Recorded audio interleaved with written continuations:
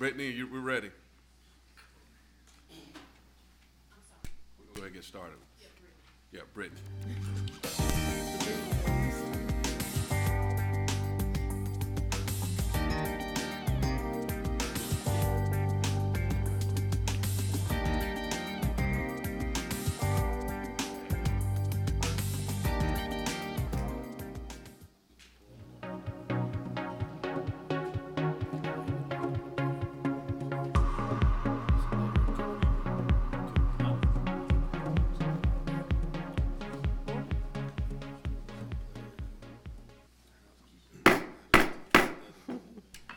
Thank you, Mr. President. That's teamwork.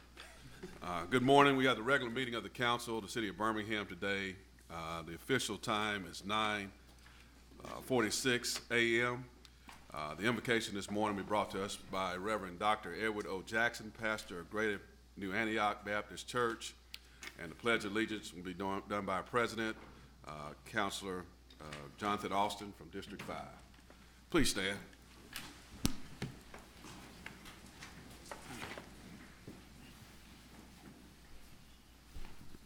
Let us pray. Eternal God, our Father, we come today humbly into your presence. God, before we ask anything of you, we thank you. We thank you for having watched over us through the night.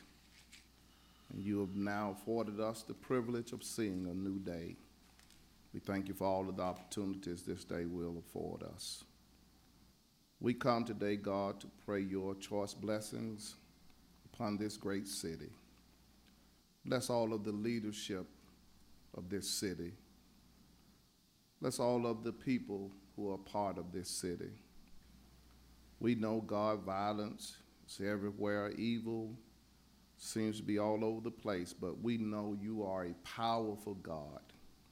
And in your own time and in your own way, you will cause all of this to cease. God, we pray today especially for our mayor and his family during these moments of bereavement. May all of them be reminded that earth has no sorrow that heaven cannot heal. Continue to lead and guide our city, that it would not only be the magic city, but it would strive to become the model city. Bless us and keep us throughout the rest of this day. It's in Jesus' name we pray. Amen. Amen. Salute the flag. I pledge allegiance to the flag of the United States of America and to the republic for which it stands, one nation, under God, indivisible, with liberty and justice for all. Okay. We got a roll call sheet, Letha. It didn't load the names. Thank you. Councilmember Abbott. Present. Councilmember Hoyt. Councilmember Lundy. Here. Councilmember Parker. Good morning, here. Councilmember Rafferty. Present. Councilmember Roberson. Present. Councilmember Scales. Councilmember Tyson. President Austin. President, good morning. The minutes are not ready from November 10th through February the 2nd. Let's move on with the consideration of the consent agenda, Mr. Can Clerk. you give me 1 second to try to load the names? It didn't load everyone's name in there.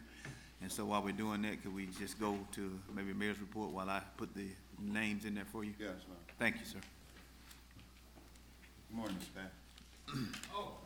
Good morning. How's everybody doing? Good morning. I didn't know I was up so early. Good morning, everyone. Good morning. The Alabama State Department of Education and National Educational Organization have designated February 2016 as Career and Technical Education Month. Here to receive a proclamation on behalf of the city of Birmingham is Eleanor Cox, CTE Community Support Technician. Is she available? Oh, he. Okay.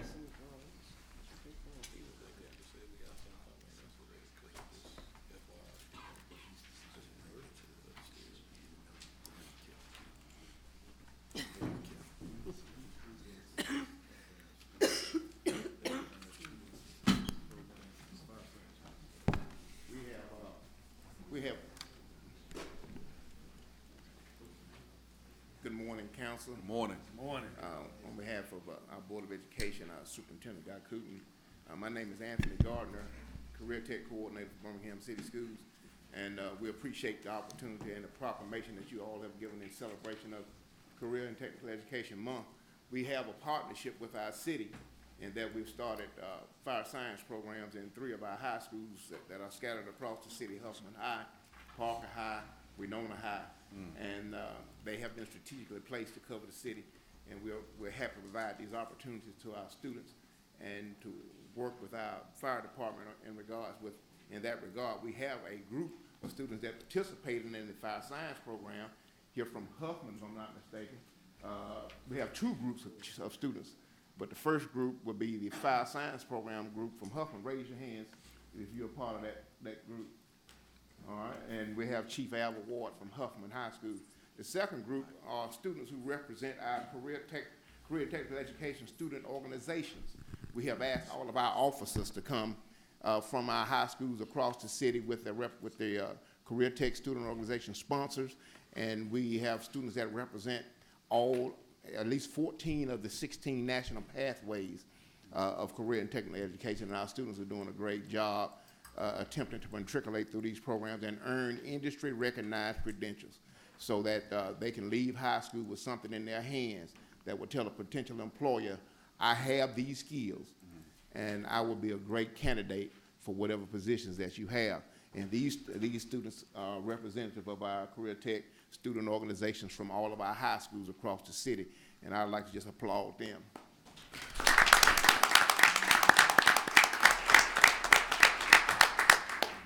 Good morning. Morning. Morning, Chief. I'd like to thank Mayor Bell, Mr. Patton, and the City Council for giving me this opportunity to recognize the members of the Board of Education, the Superintendent, in particular Mr. Gardner and Ms. Mitchell, who have, through their hard work and dedication, have made this program a reality. We now have, as he said before, we have 3 programs. That's Huffman High School, Parker, and Winona, and I think there's maybe well over 100 students in the program. What we've noticed historically, that the students that are, the applicants that have come from that apply for our jobs here in Birmingham, the majority of those come from suburban communities. And because of they are provided exposure through training, through the school systems and other volunteer fire departments and districts, it put our students at a disadvantage. We think that this program will level the playing field. In the past, students, and I was one of those students who came through Birmingham City School, the only idea I had about what it took to be a firefighter was through reading articles, but that could only get you so far. We believe this program will one day provide a steady pipeline of homegrown talent to fill our fire stations. I'm excited and I'm thankful that when I first talked to Mr. Gardner about the program, he said he'd make it jump, and he has really made it jump. So again, thank you.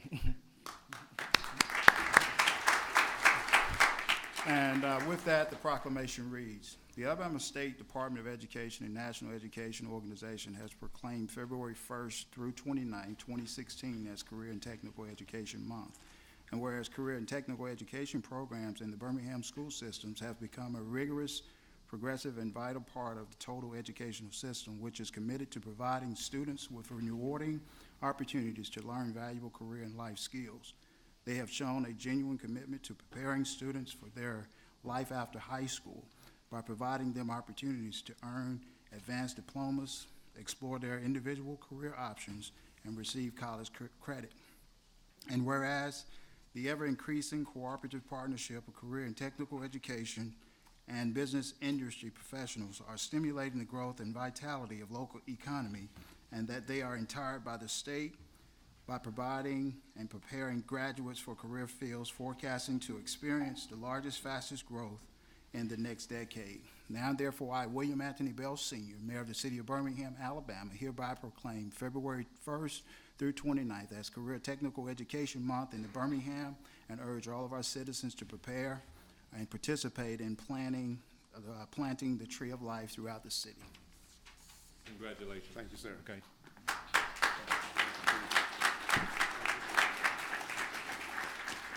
If y'all will excuse Mr. us, we're gonna President, get the before they kids move- back to school whenever you're done. Council Lundy, before you leave, hold on one second. Council Lundy? Mr. Gardner, the kids can be excused. We just wanted to give you some accolades. Oh, no, thank you. You and I have worked together in the trenches. Yes, sir. Back when we were creating these pathways. Yes, and sir. Trying to put career technical education in place. Yes, sir. When I see your name attached to something, I know it's positive. Oh, my God, thank you. Yeah, on top of you being a Normalite and a diehard Bulldog, God you is really love career technical I do. education. And I can tell you, J.O. ain't been the same since you left. My God. And we just appreciate you. And you got Sister Best on your team. Yes, sir. You know, so I'm just telling you, Doc, you done put together an all-star cast, and I know that our students are gonna be better for it. Thank you. The profession of fighting fires is something that is needed, is warranted, and it is a mighty awesome career to have. So to know that you are preparing these students for a career like this gives me hope that the future is on the right trajectory. I thank you for your hard work, your dedication, and your commitment. Thank you, sir. Council Ward? Yeah, well, Mr. Gardner, I certainly want to thank you and these young people because we know that the workforce is really predicated on the technical component of education. So Yes, sir. we appreciate that. Mercedes, Ben, Honda, all these places look for that, and quite frankly, all of our children are going to go to post-secondary schools. Yes, sir. And so to learn a trade, then you can be, gainfully employed, Yes, probably make more money than I'm making, Oh, certainly. you and I both. But it's just wonderful that we giving young people options, if you will, as they meander through life. And so we just really appreciate you all being here, the parents and teachers and all. It's just a wonderful thing to see. And I just believe that you all have a very bright future ahead of you. So kudos to you all this morning. And being studious.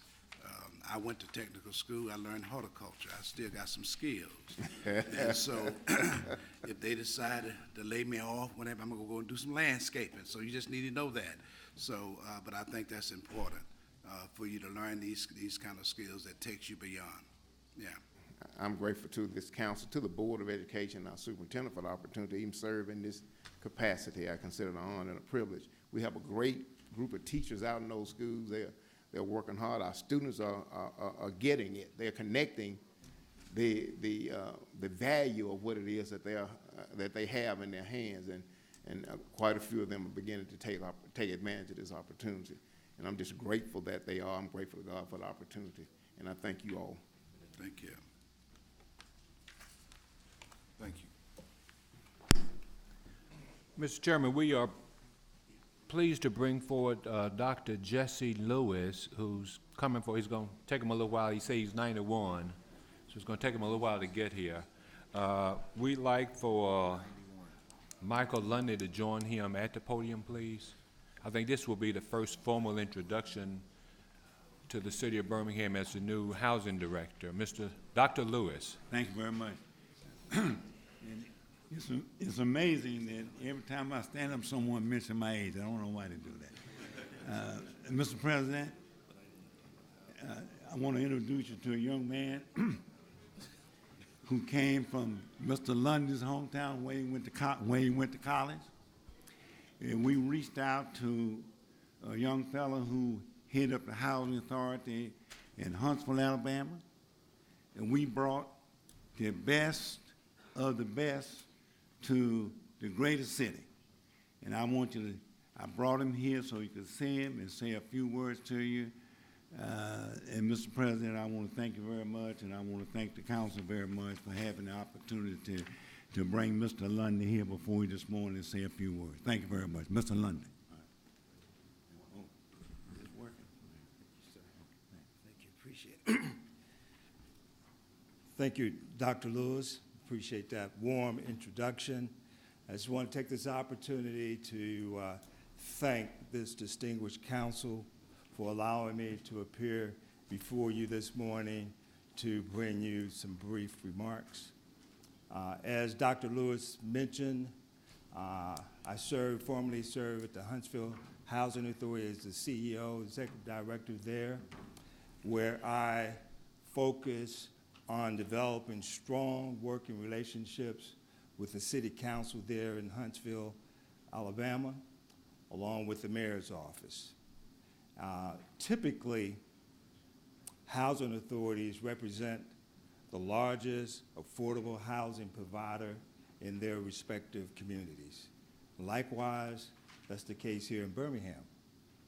The Housing Authority of Birmingham District is the largest housing provider, affordable housing units for the city of Birmingham.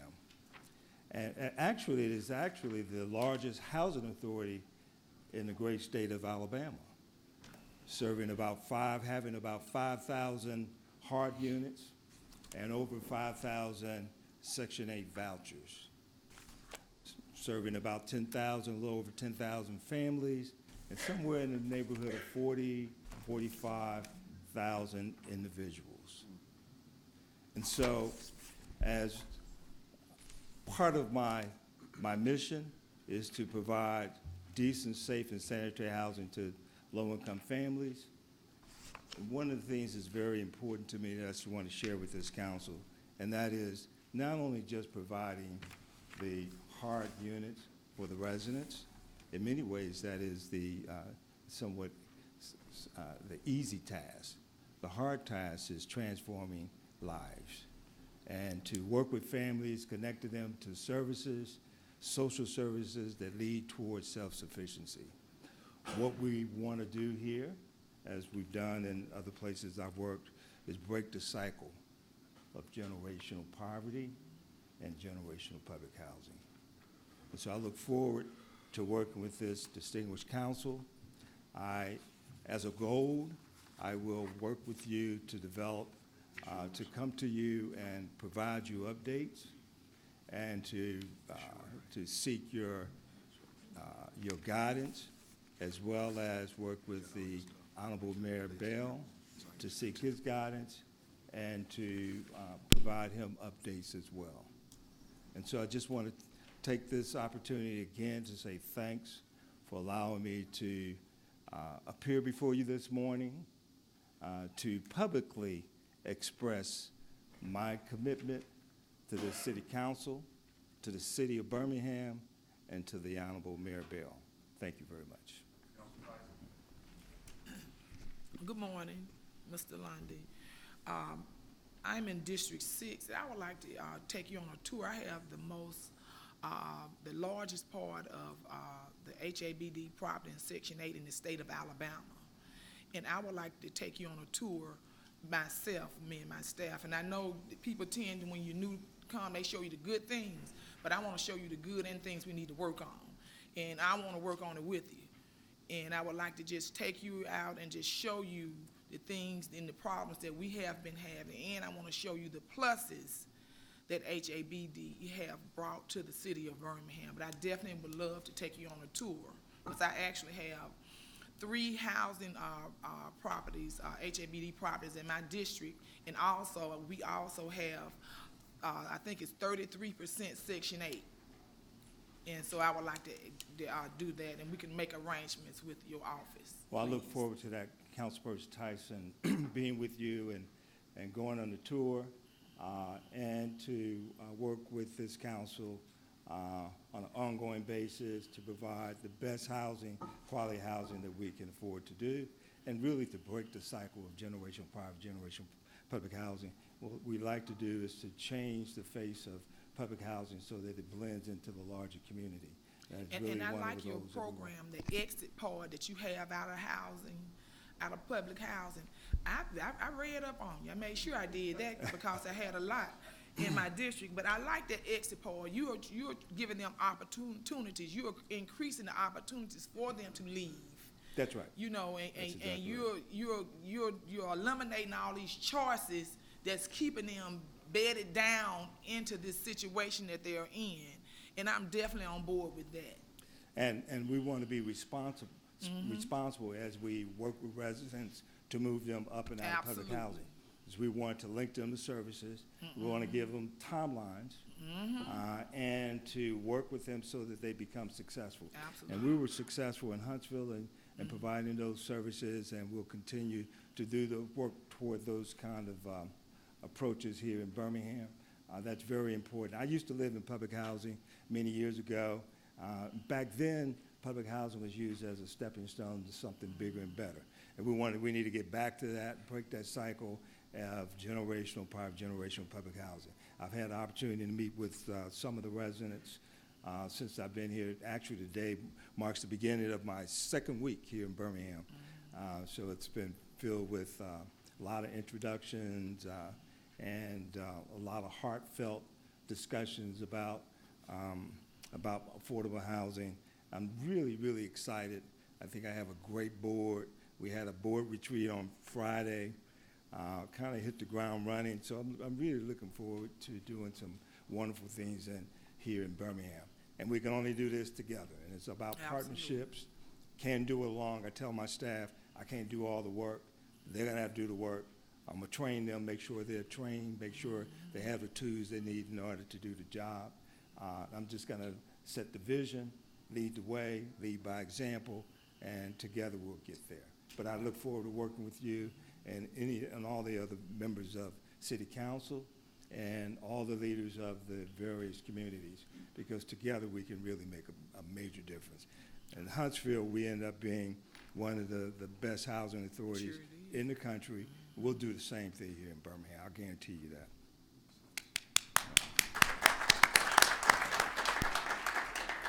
Mr. Lundy, I'd be remiss if Councilor I Lundy, didn't say hold something on, about my hold on, new Councilor, boss. wait. Councilor Lundy, Okay, go ahead. No, go ahead. he gonna close it. Go ahead, Councilor Lundy. Director Lundy, just want to say hello. Having been the first time I've laid eyes on you. Likewise. I have been given so many congratulations on my promotion to head up the Birmingham Housing Authority. It just feels good to see the actual person. That's right. Who was given that august opportunity with Birmingham Housing. Never having laid eyes on you, you know, we may be related now that I see you. You never know. Yeah, you got that London nose, so so we're gonna have to talk. That's right. Yeah, Absolutely. yeah. But I am excited about the possibilities. Your reputation precedes you, and I want you to know that whatever I can do to assist, by all means, reach out, cuz. Yeah, all right, Councilman Lundy, I appreciate Councilman those Parker. warm comments. I look forward to working with you as well. We have to do our genealogy. And, There you go. And find that connection point. I'm sure it's there somewhere. Yeah. Thank you. All right. Thank you, Mr. Lundy. I wanted to first thank you for being part of the City of Birmingham's family. And I just want to let you know that you're very well respected throughout the federal family and also in the private foundation sector across the country. So I just wanted to let you know. Thank you. Had a lot of meetings where your name has come up as being the new director and have had positive, glowing remarks. So I just want to thank you for that. And also just next week, the City of Birmingham will be convening a meeting with the EPA in Atlanta. So we'll be having Michael German from HUD and also Ed Jennings, the Regional 4 Administrator, talking about some redevelopment in the North Birmingham community. And there are two housing communities in Collegeville and also in the Fairmont community. So I just want to, at some point, take you on a tour like Ms. Tyson, and we can go together, Ms. Tyson, if you like. No. But anyway, I just wanted to let you know, and also I want to let you know that Councilor Hort has been very a strong advocate for the Housing Authority, and also will be participating in the meeting with Mr. Jennings in Atlanta. Okay. And other federal agencies talking about the importance of the Birmingham housing communities. So just want to tell you thank you, and Well, at some thank you, point Councilman Parker. have a meeting and take you on a tour. Absolutely. And, I okay. looking forward to working with you. I've been invited to that meeting. Yes, sir. In Atlanta. I plan to attend. Okay, if thank my you. schedule And we will permits, be but I following intend up to. with you Okay.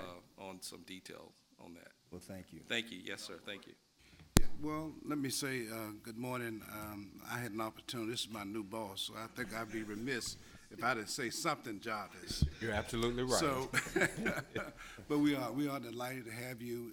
You know, your vision for housing and how we empower folk certainly precedes you, and so we appreciate that, and we're just looking to do more in terms of development, and so I'm excited to have a development kind of leader, and so that we can do that. I am you know, prejudiced when it comes to housing authority because I grew up in public housing for 18 years of my life, so I do know what it means to live there, but I also know what it means to be on the other side of that, and so as we make it better for our residents, so I'm excited to have you. I want to thank Dr. Lewis for bringing you here.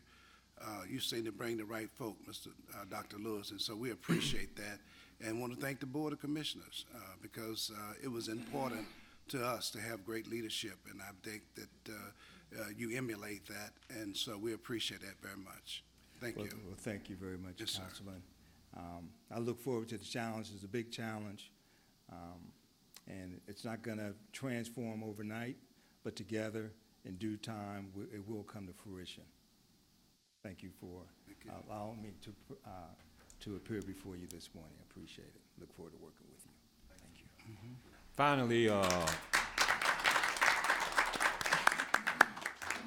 Finally, we live Black History every day of the year, but we place special emphasis on it during the month of February. As we continue to celebrate Black History Month, we have Deidre Gaddens here to bring us a melody in honor of our ancestors. Would you come forward, please? This lady can sing.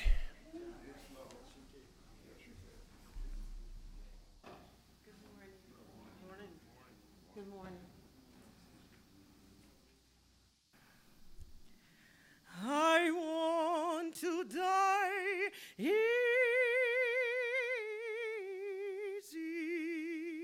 when I die. I want to die easy when I die. I want to die easy when I die. Shout salvation as I fly. I want to die easy when I die. Soon I will be done with the troubles of this world, troubles of this world, troubles of this world. Soon I will be done with the troubles of this world. I'm going home to live with the Lord. No more weeping and wailing. No more weeping and wailing. No more weeping and wailing. I'm going home to live with the Lord. I've got a robe up in that kingdom. Ain't that good news? I've got a robe up in that kingdom. Ain't that good news? I'm gonna lay down this world. I'm gonna shoulder up my cross. Gonna take it home to my Jesus. Ain't that good news? Precious Lord, take my hand, lead me on, just let me stand. I am tired, I am weak, I am worn through the storm, through the night. Lord, lead me on to the light. So take my hand, precious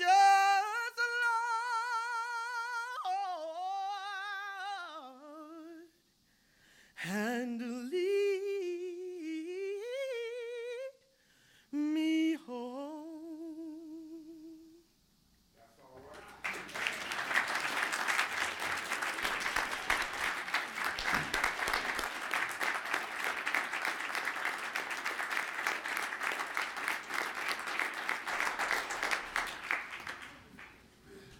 Mr. President, that ends our report.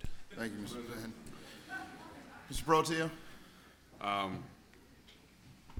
Thank you, Mr. President. I just want to let everyone know and my colleagues that our prayers are with Mayor Bell and his family at this time.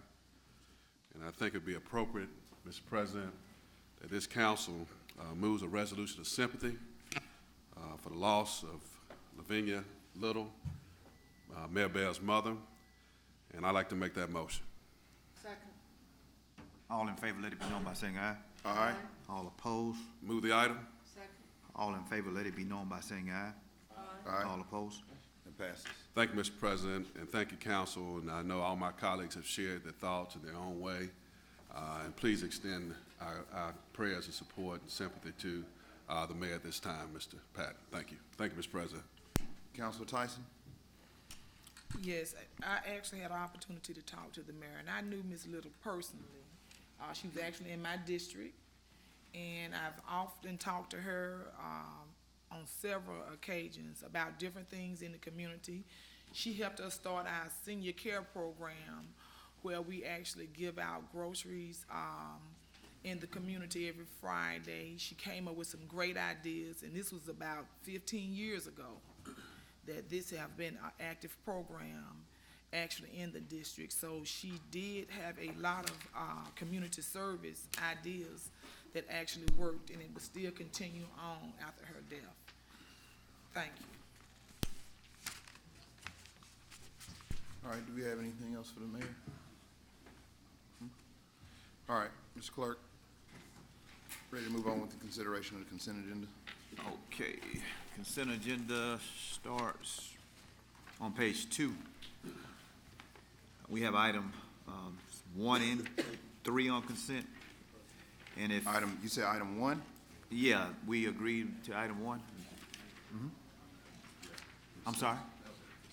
We didn't do 2 because of the requirement by the law department. But item 1, I'm sorry, go ahead. Counselor Parker? Okay. Item 10 through 25 are omitted.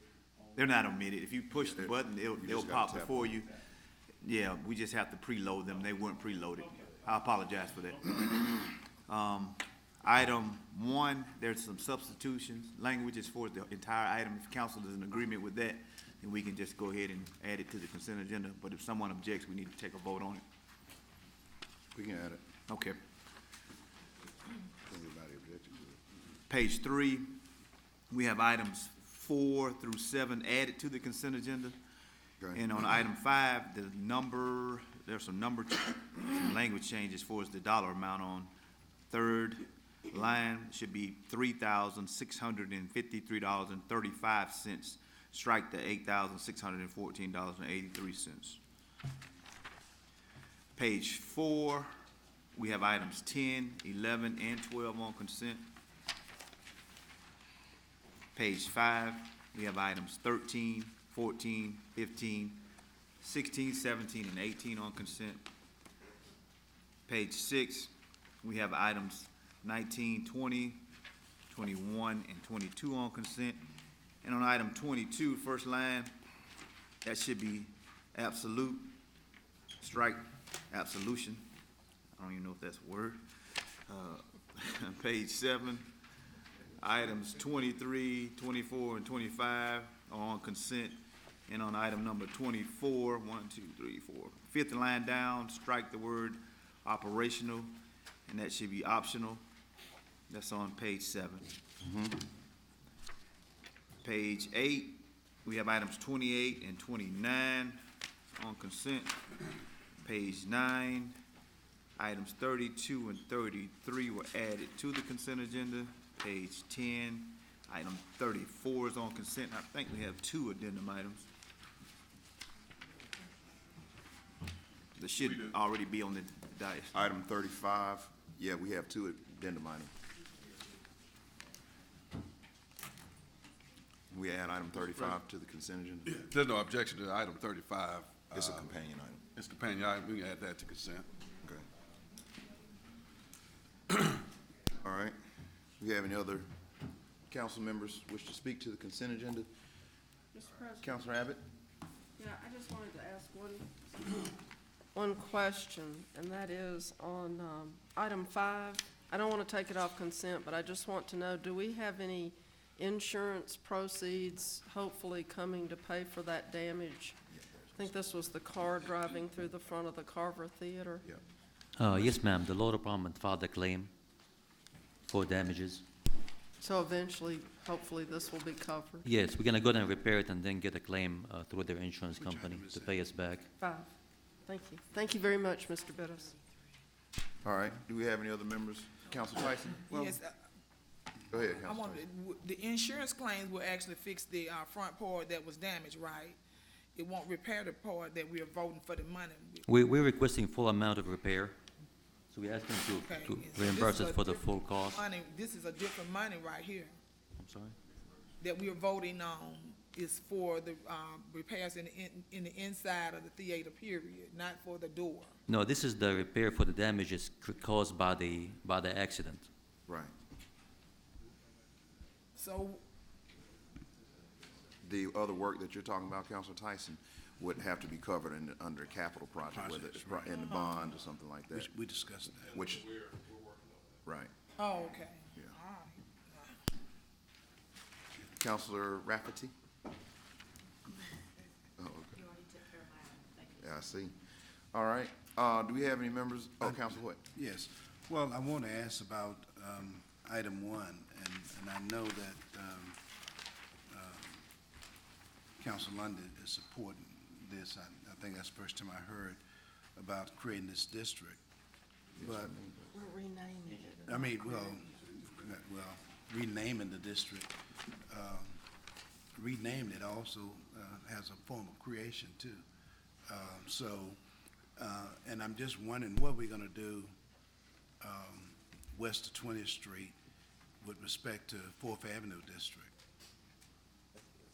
Yeah, I mean, it ought to be some vision for that area as well, because it's contiguous to the south side. And so I'm just wondering, what is our vision for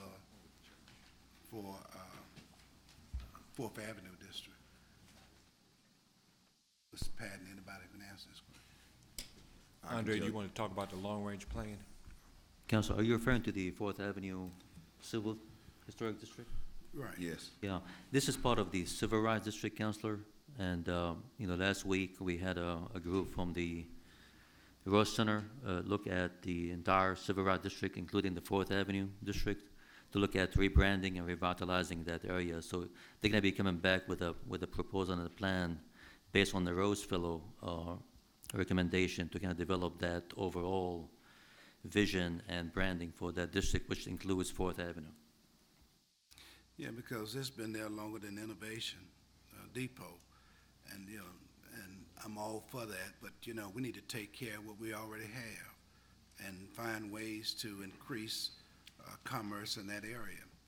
So I'm looking forward Mr. Chairman, that we look at that, holistically, and so we can establish some continuity in how we grow this city on all sides. I just believe that's what we need to do. Thank you. And Councilor Hoyt, just one thing, I Yes. hope to be included in that, what Mr. Bidders was just talking about. But I know that we have our bond coming up this time, the second phase of bond issue. And I know we have the money as far as what we were told a few days ago, or I guess last week. But I will be trying to identify some money within the bond for Fourth Avenue, the historic district as well, to redo the parks and just that whole, because it needs a facelift. So with the lights and all of that, so we'll, but I'm doing that. Councilor Tyson? Yes, and I wanted to know, Mr. Bidders, when will this plan be displayed and when will it start? Because I've visited New Orleans and Mobile over this Mardi Gras season in their districts as old as Fourth Avenue. Plans that the future are on display, and they have done so much work within the last year.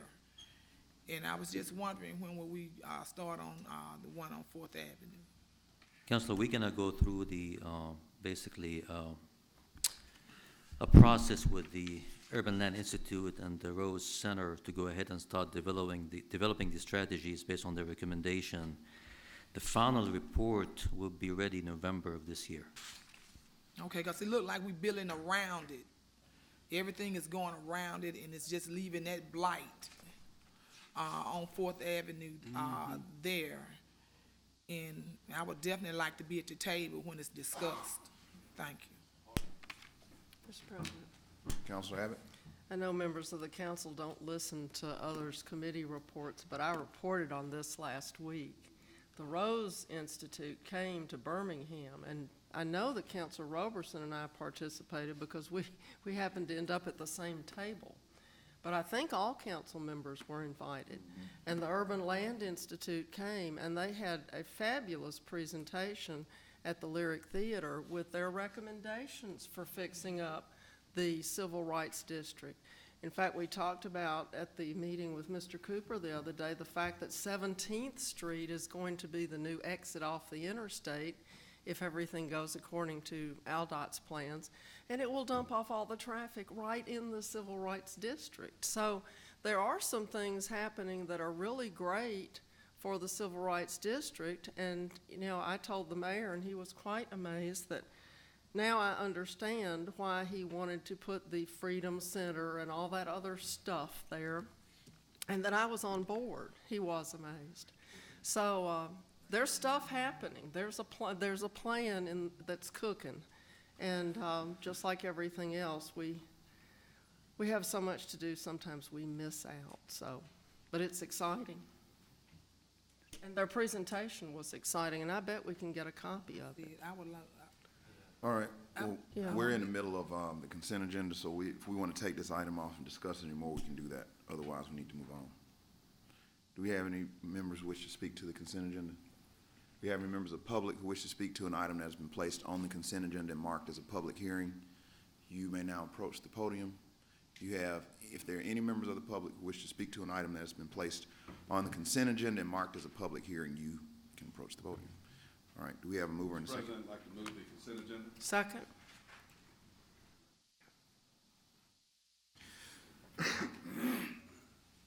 Voting should be open. It's working. That vote should be up, Mr. President. That item passes. Next item, Mr. Clerk. Is item 2. A resolution relative to the application of Think Pink Incorporated, 2629 Coburg Road, Birmingham, for a solid waste permit and the hearing of all interested parties. Mr. President, I move approval. Second. All right. Councilor Tyson?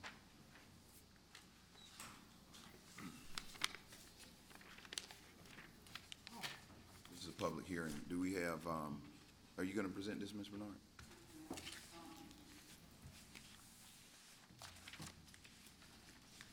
Julie Bernard from the Law Department. Counselors, you have before you today a application of Think Pink.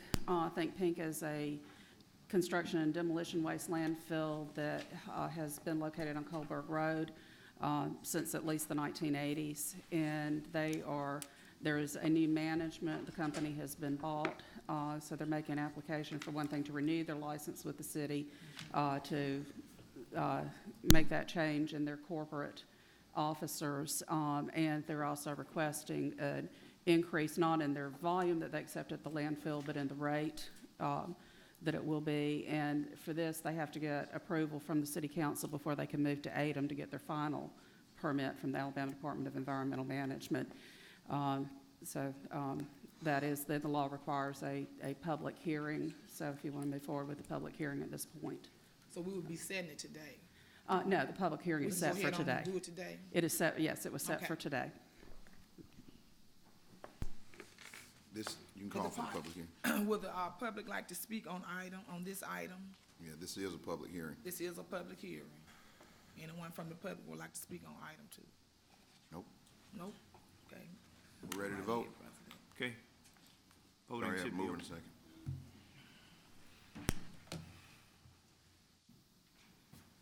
Councilmember Tyson, thank you. That vote should be up, Mr. President. All right, that item passes. Next item, Mr. Clerk. Item 8. On page 4, an ordinance, amending ordinance number 15-124, adopted by the council of August the 18th, 2015, by changing the minimum wage effective date from July the 1st, 2016 to March the 1st, 2016. This is an item of permanent operation. In order to pass it today, we need you to see first. Move the item. Second. All in favor, let it be known by saying aye. Aye. All opposed? Move the item. All right. Do we have any speakers to the item? Mr. President, Councilor Abbott? if you could just explain why we're moving the date? What's the reason for it? I will. Mr. Pro Tem, do you want to speak after? As you all know, we passed this last year on August the 18th to change the time or to implement the minimum wage.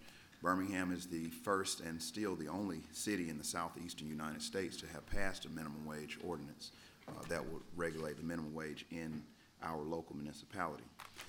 As you also know, we have our state legislature that attempted to pass or reverse what the council did back in one of their special legislative sessions this past session. You also should be aware that that same legislator is attempting to present a bill that would reverse the minimum wage increase that the city of Birmingham passed back on August the 18th. The challenge that we have now is, and it will be challenged, is that if the legislature passes a minimum wage restriction or whatever they do, it could potentially impact the minimum wage increase that we passed back in August of 2015. So the reason for moving up the time of implementation is so that we already have the minimum wage increase in effect, regardless of what our state legislature does. We know that our state legislature right now is not interested in supporting the city of Birmingham with this minimum wage increase. They want to reverse it, and so I think that it's time we should act now. With all of that being said, we also met with, Councilor Hoyt attended that meeting last week, but we met with the Deputy Secretary of Labor. He came down and met with us, with business, with the business community, with members who are on minimum wage, and at what was his name, Buck Mulligan's.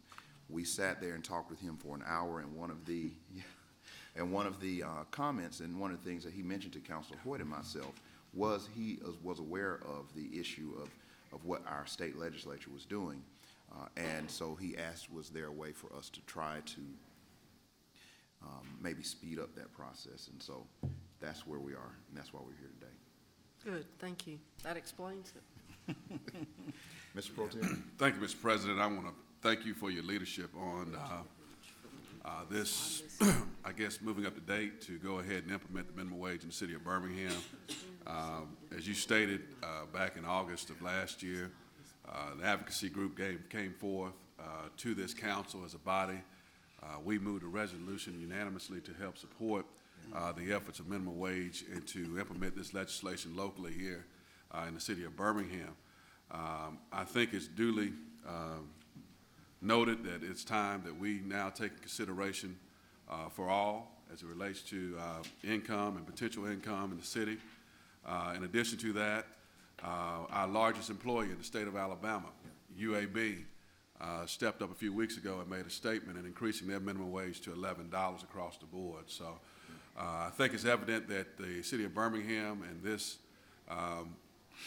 ordinance that we're looking at today is really transcending into newer heights as it relates to minimum wage and making sure that we are doing things that are innovative to help support all. And I'm just glad that we were able to come together along with the many people in our community to step forth, to have a presence, to look at minimum wage increase for citizens here in the city of Birmingham moving forward. So I think this is timely. And despite what's going on in Montgomery with our local delegation and what other adversarial bills might be presented, but I think it's timely that we are moving forward on this matter at this time, Mr. President. Thank you. Thank you, Mr. Pro Tem. Councilor Hoyt. Yes, I shall say that I'm excited about the tone from the Pro Tem, but I think it's important, though, because, when we met the Secretary, Christopher Liu, he was excited, but also really wanted to recognize this council for taking leadership in that, and so we have to give kudos to our President Pro Tem. They're the leadership of this council, so we appreciate that. But he also knows that there's a movement, and he wanted to come because, much of what Dr. King fought for was the sanitation workers, and these are the folk at the lower end of the spectrum.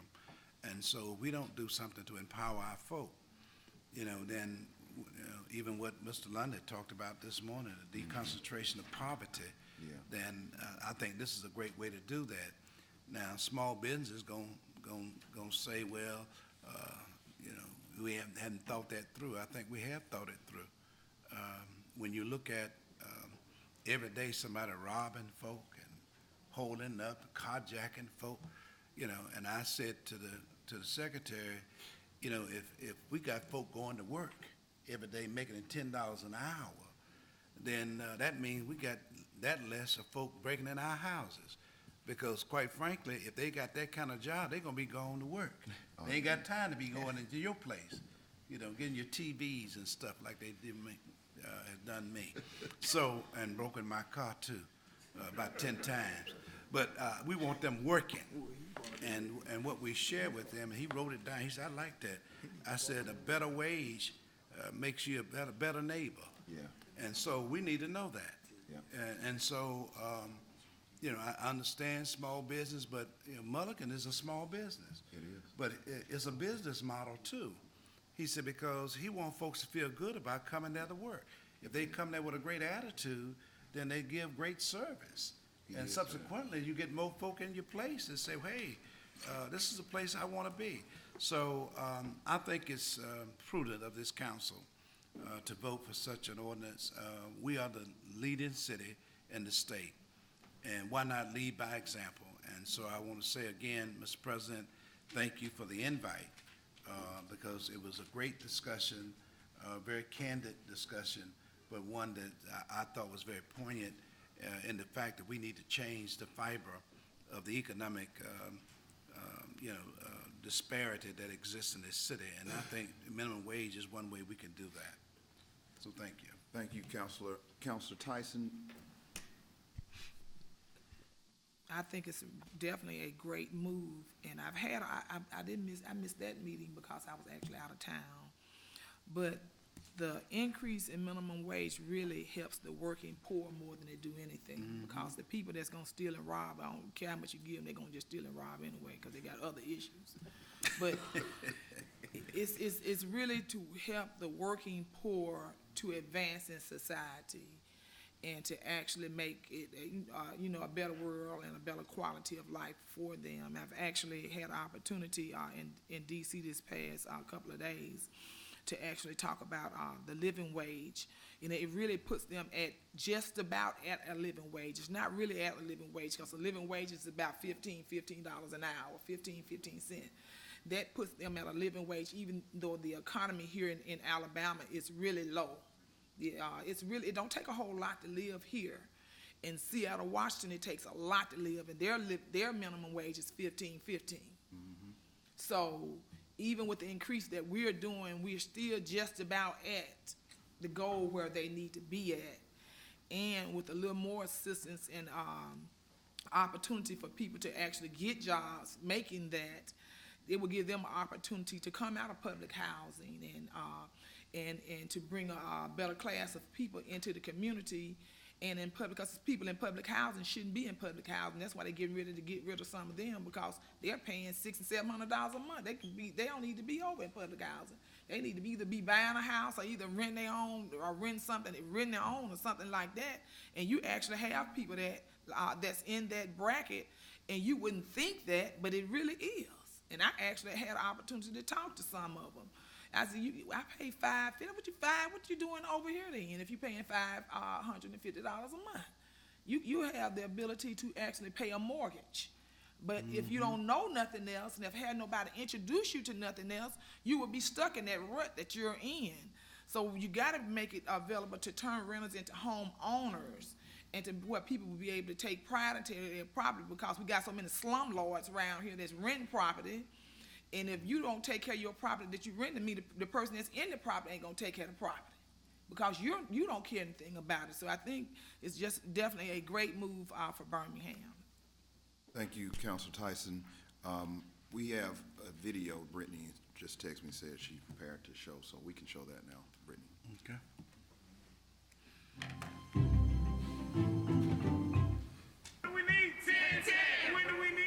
Cheers of support as U.S. Deputy Secretary of Labor Chris Liu made his way into the Magic City to learn more about what's being done locally to increase minimum wages.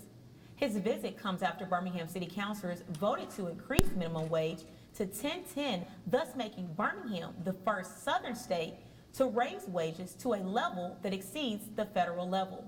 Birmingham is leading the way not only in Alabama but the entire Southeast in understanding the importance of shared prosperity. And one of the best ways to create shared prosperity is by raising the minimum wage. And so when I heard about the effort here, I knew I wanted to come down and support the work they're doing. During his visit, Secretary Liu led a discussion with counselors and other leaders who have joined in the fight to increase minimum wages. Those who have been affected by the minimum wage increase were also invited to participate in the discussion that was held at a local eatery whose owner has voiced his support for the council's efforts. We have to redistribute the wealth in this country. We have far too many people that work too hard and have nothing at the end of the day.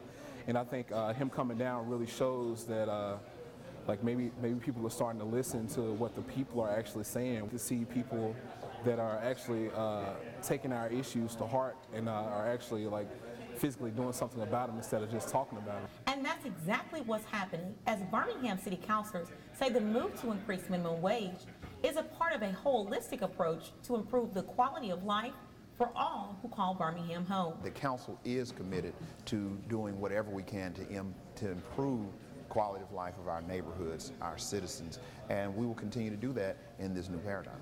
Councilor Stephen Hoyt echoed his colleagues' thoughts, noting that insufficient wages are the root of so many problems that the city is facing. When you look at the unemployment of youth in our nation, certainly in Birmingham is over 9%, almost 10%, then I think it's prudent for us to be on the cutting edge of raising the minimum wages, because it certainly will perpetuate the kind of citizen we want in our city, and it makes things better and improves the quality of life as well. That effort to improve the quality of life for all has garnered both local and national attention, with UAB recently announcing to increase their minimum wages, a move that once again signifies that Birmingham City Councilors are leading by example in the change that they are requesting others to make. For all the latest news and information, connect with our community or visit our website and subscribe to news updates. All right, thank you. So in closing, I would just like to say to my colleagues that, you know, we are, while what we have done may seem like some small feat, but in actuality, it's put the city of Birmingham miles ahead of the other cities in the southeast as far as really fighting for those who, you know, who are working at the minimum wage level. So I do want to thank my colleagues and have to applaud you all for taking such a bold move, because we know what type of adversity we face in Montgomery, but we have to continue to stand for those that we were elected to serve. So with that, Mr. Clerk, we're ready to vote.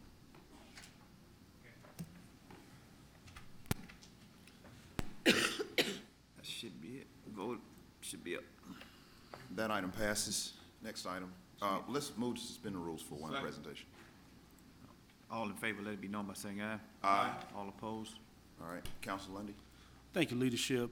We have Principal DeVita Hill Johnson with some of the scholars from Malachi Wilkerson Middle School in one of the finest districts in all the country, District 9. And as these scholars and these practitioners of pedagogy make their way to the podium, I am just pleased and ecstatic to have District 9 represented in this manner. Ms. DeVita Hill Johnson is an athlete in her own right, as well as a lady and a scholar. And the Council for Leaders in Alabama Schools, what we call CLASS, recognizes Malachi Wilkerson School as a banner school. And there were over 178 schools and programs that were nominated for this prestigious recognition, and only 14 schools were selected throughout the state. And Malachi Wilkerson was one of the schools throughout the state recognized for excellence. And we believe that attitude is reflective of leadership. And here today we have the leader of these fine students present, Ms. DeVita Hill Johnson. Good morning. Good morning. I am DeVita Hill Johnson, and I am honored to be the principal of the great Malachi Wilkerson Middle School, where teaching and learning is our core business. We did bring some essential pieces to the puzzle. We have parents, and we have some students, and we have our teachers, some of them with us today. So I'm going to yield some of my time because I want you to see what we're doing that sets us apart from other schools and makes us a model school. And I'm going to have a couple of students to come up and just share with you briefly some of their experiences at Wilkerson. So, Maria, 20 seconds. Well, I spent my 6th and 7th grade year at Wilkerson Middle School, and it is a wonderful place of learning. They enforce a lot of logic to us in real life, and they want us to make sure we have best in our academics. Wow, awesome. My name is Antoine Walker. I came to Malachi Wilkerson Middle School last year just for my 7th and 8th grade year, and it's a wonderful place. We have a lot of programs that are actually helping us to become young adults, and our learning, we learn new stuff every day, and the academics are just good, and Wilkerson is a great place to go to school.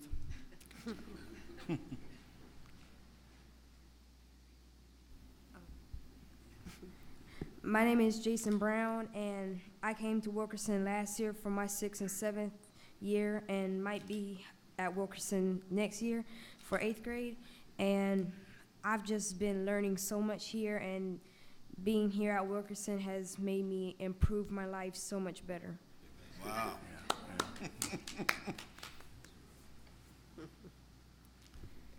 Good morning. Good morning. Morning. My name is Faith Gilliam. I am currently a sixth grader at Wilkerson Middle School, and I enjoy going to Wilkerson because our teachers that we have, one of my teachers, Mrs. Thomas, she encourages me so much to do my best at everything I do, and some of the programs that I have, like the debate team, the Unsung Heroes program, it really encouraged me for things in my life, and Wilkerson is a great place to be.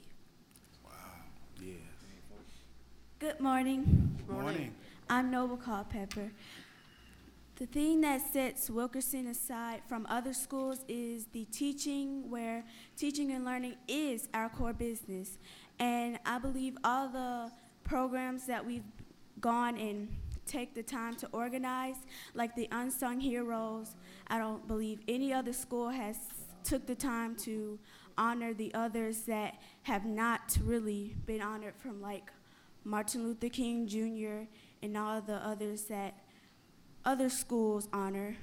And other things that set our school aside is the principal, and she is a very good leader, and she takes up for what she says. And all the teachers, I learn something new every day, and this is what sets our school aside from other Birmingham City schools. All right. Good morning. Morning. My name is Jamaria Hudson, and I'm a current sixth grader at Wilkerson Middle School. We learn so many different things every day, which gives all of us so many things to keep up with, which is also very good for our society at school. So we could achieve different other things, which might be academically difficult, but we can always learn different things that will help us accomplish our goals. Thank you. Good morning. My name is Jordan Jackson, and I would like to tell you about what we do at Wilkerson Middle School at Life Science. And in Life Science, our teacher, Dr. Dunning, who is right here behind us today, he have many things that a lot of schools haven't had, don't have now, because he have the reverse osmosis system, and it can help change lives now. In Flint, Michigan, with the water problems, if they just learn reverse osmosis and learn how to purify water, then they probably wouldn't have to go through the situation that they're going through now. Mm-hmm. Right. Good morning. Morning. My name is Bisa Ulu. This is my first year at Wilkerson Middle School. I'm currently in the 7th grade. Our teacher, Dr. Dunning, is one of the key term factors that set our school apart. He has a method that no one else in the 7th grade science uses in the Birmingham City School System. He uses a method called hands-on learning, which increases the amount of students understanding the work. We are also helping our community because we are also making a community garden to not only supply the school, but also the community around us. Awesome. And I would like to just recognize a few teachers, and we'll have one teacher to come and just share, and then we are out of your way. Ms. Thomas is one of our 6th grade teachers. Ms. Sharp is one of our 8th grade teachers, and she also does the dance team. And Dr. Dunning is next. Good morning. Morning. First, I would like to say it's a blessing and privilege to be here. I firmly believe that if you give a kid a fish, they eat for a day. But we as educators, if we teach them, our community will eat forever. Thank you to Principal Johnson. Thank you to the City Council, and let our work be done. We would just like to thank you for this opportunity of having us, and we would like to thank all of you for your commitment to excellence, and we would especially like to thank our councilman, Mr. Marcus Lundy Jr., for having us here as well. Thank you. Ms. Hill Johnson, if you would, I just want to recognize what you're doing. I've been on this council for over 2 years now, and I don't know at any level that I've had students come up here and articulate the way these middle schoolers did in front of this podium, in front of such a body of people. I feel like a proud parent. And the work that your staff is doing, and not to single anyone out, but you don't see a lot of men in the classroom.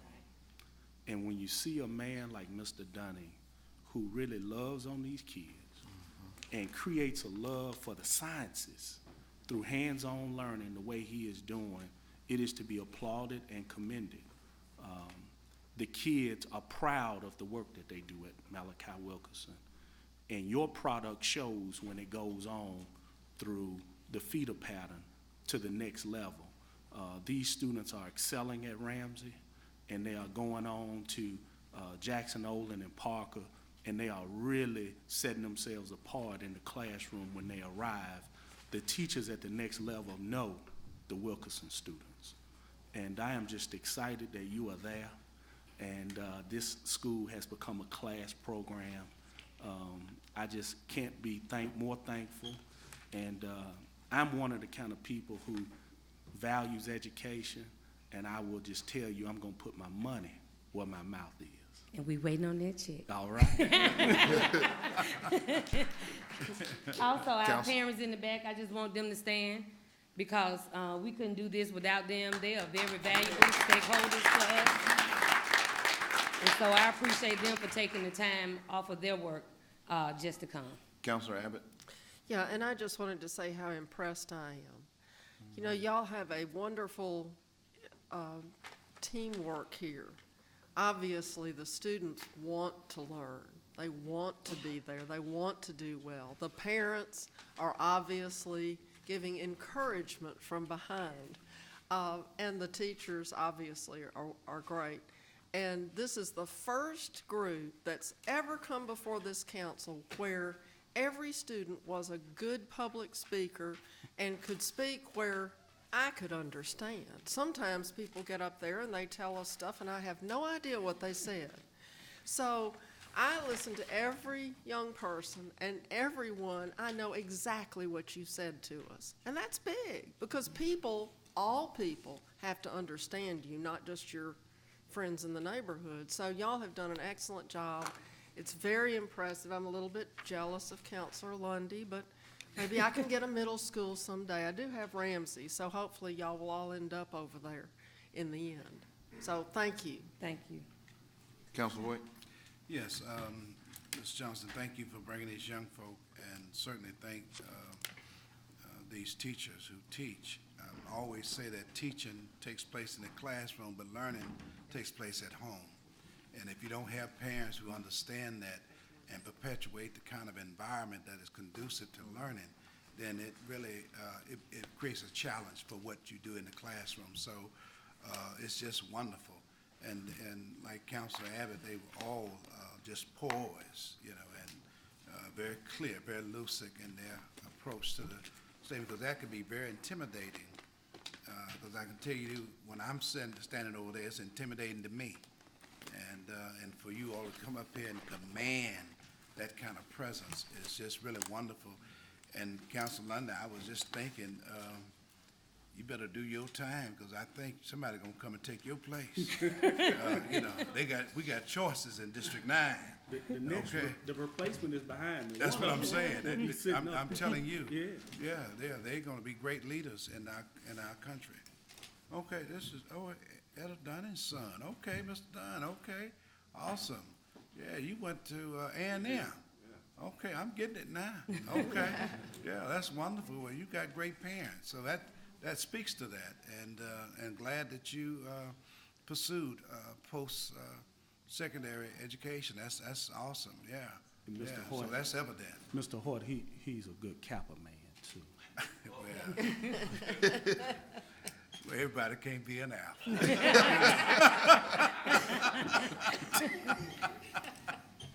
That's awesome. Thank you. All right, thank y'all so much. All right. Thank you.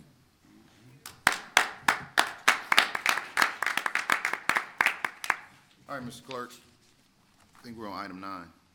Okay. Item 9.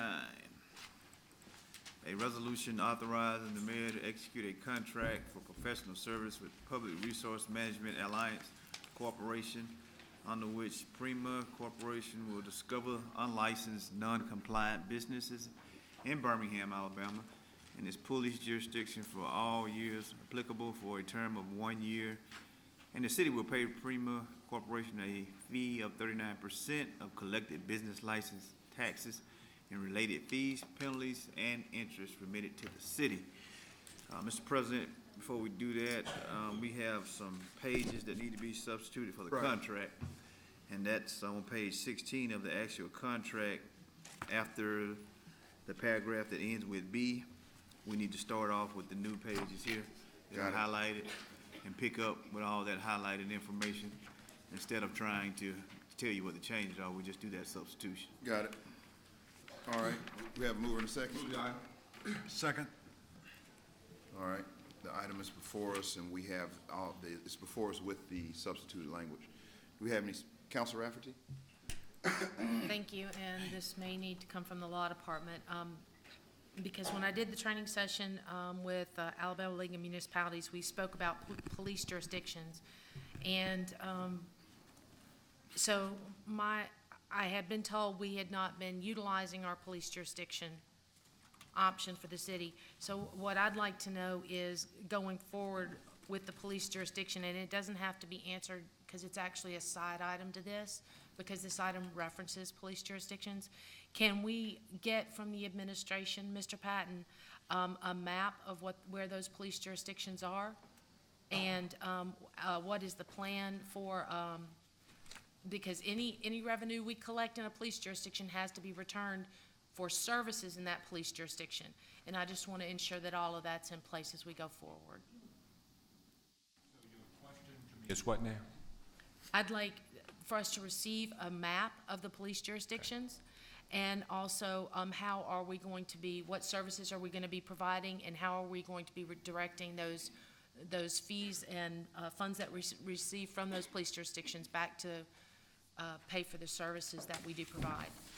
Okay, did you want to respond? Yes, sir. Councilor Rafferty, Yolanda Lawson from the Law Department.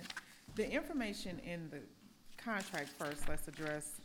They're requesting a map of police jurisdiction boundary address information and maps, but let's be mindful that we would be collecting revenue or taxes, business license taxes, from work that is performed within the city of Birmingham. Now, Mr. Attorney Roberts can address the police jurisdiction, and I'm sure that we will be able to provide a map that would duplicate the map that is provided to Prima Corp. Yeah. I'm just interested in where the police jurisdictions lay and what services are we going to be providing, because that is outside the Birmingham city limits. Now, Mr. Roberts may be able to specify the exact area, but I think it's a certain number of miles.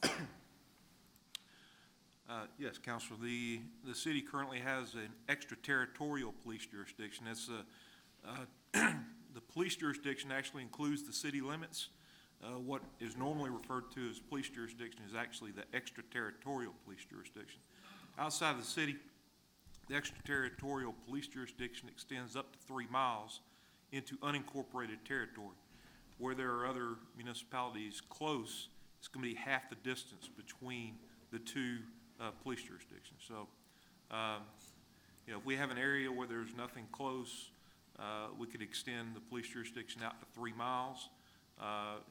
It's going to be less where there's overlap, and so that area is going to vary from place to place. And I don't know that there is an existing map of that. I will tell you that you made a statement that all revenue collected in the police jurisdiction has to be used in the police jurisdiction. While that's a true statement when related to business licenses, it is not a true statement when it's related to sales tax. But as was said before, we do not currently, to my knowledge, enforce any authority in the police jurisdiction. So by making this move, then we will be expanding into those police jurisdictions going forward, correct? No, ma'am. They requested that we provide the jurisdiction boundary address information and maps, but the contract specifies that they will seek and collect from businesses that operate within the city of Birmingham. It does not reference that they will seek and collect from police jurisdictions. Are you But- done, Councilor Rapp? No, because I'm still confused. It says will discover unlicensed, non-compliant businesses in Birmingham, Alabama, and its police jurisdictions. So if they're going to be discovering in the police jurisdiction, I would assume that they're going to be collecting the business license in the police jurisdiction, which means we will then be required to provide services within those police jurisdictions. Go ahead, Mr. Isn't that what Roberts. you just said? Well, that language, Counselor, I believe is only if applicable. They will discover if any are due. What they will find is ordinances exclude collection in the police jurisdiction. Okay, thank you. Councilor Tyson? Would that cover the people who own rental property that don't pay business license? I know for a fact that they don't pay business license. We have slumlords around here that have several houses. I know a guy that have 21 houses, don't pay any business license, and he rent the houses out, not through Section 8, because you have to have a business license in order to rent through Section 8.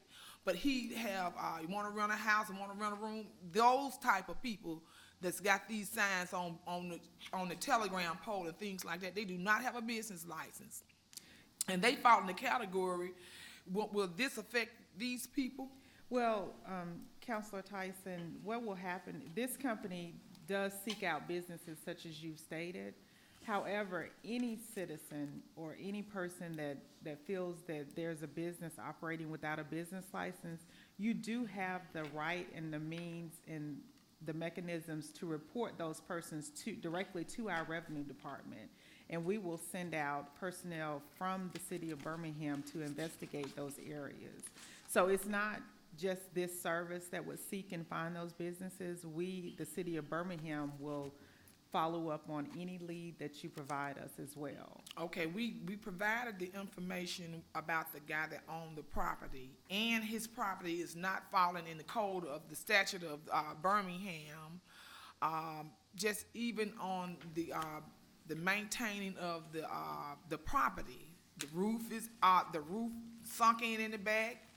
Half of the house falling apart, the property is filthy. That's all over the city of Birmingham. And these people, it's no way that they have licenses, and they are not keeping up their property. This is the main problem that we are having in the inner city community is these slumlords. And they're taking advantage of people, poor people. Well, Counselor Tyson, if I could request if you could provide the information to Mr. Patton, and he can provide it to me, and I will personally look into it. Okay. I cannot go out and perform the revenue examiner's job or the auditor's job, but I will definitely oversee the process and try to make sure that that person is investigated or there at least a business license portion. I'm not sure about the zoning and all the other items that may need to occur that I will have to coordinate with another department, but we will definitely look into the business license portion. Thank you so much. I will have the information in 2 weeks. Yes, ma'am. Thank you. All right, we're ready to vote, Mr. Clerk.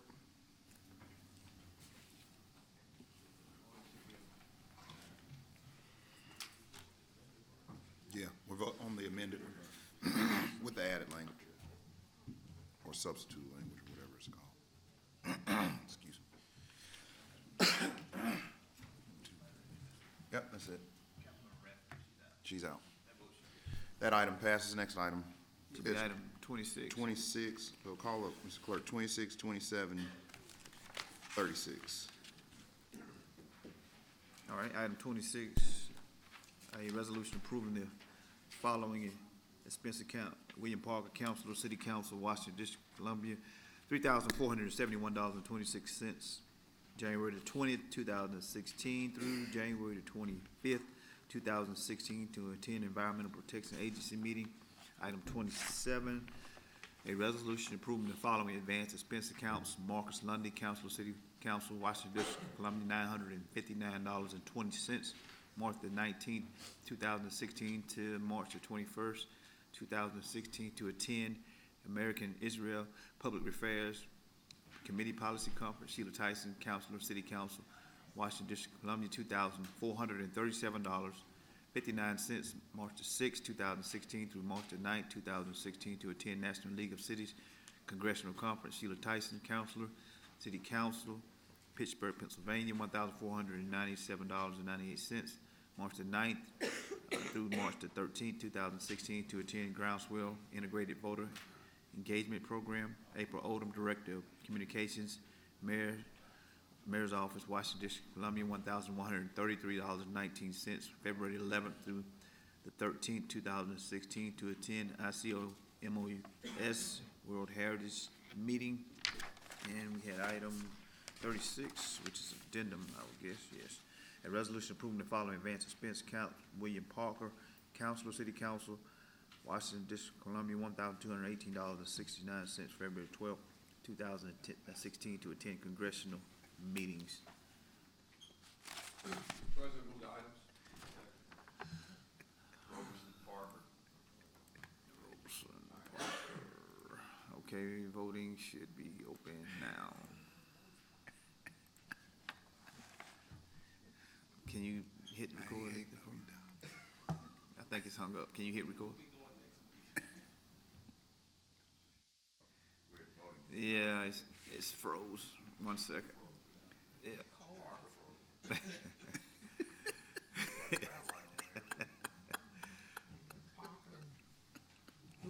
All right, we'll just do it verbally. I don't know what's going on. It'll unfreeze in a second. All in favor? Okay, there you go. All right, ready now.